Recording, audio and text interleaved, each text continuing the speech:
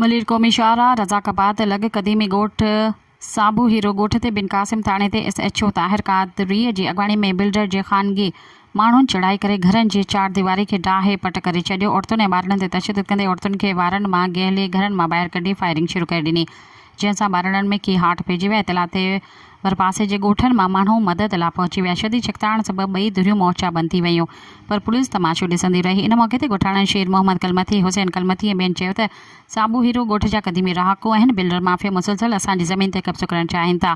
Police जी सरबराही में ॿ टे ॿधल माण्हू फायरिंग करे असांजे माण्हुनि खे गुम करे छॾियो आहे। उन्हनि चयो त हथियारनि जे ज़ोर ते ज़मीन जा कागज़ खणी विया आहिनि, जो त केस में पिणु कोर्ट में हलंदड़ आहे। आला अख़्तियारियूं इंसाफ़ फराहम कनि। ॿिए पासे बिल्डर शाह हुसैन जो चवणु आहे त 1992 खां ज़मीन असांजी आहे, कानूनी कागज़ असां वटि मौजूदु आहिनि। ॻोठाणा ॾाढ जी बुनियाद ते ज़मीन ख़ाली करण लाइ तयारु न आहिनि। सब्सक्राइब कयो अवामी न्यूज़ HD खे ऐं ताज़ा तरीन ख़बरुनि लाइ ॾिसंदा रहो अवामी न्यूज़ HD।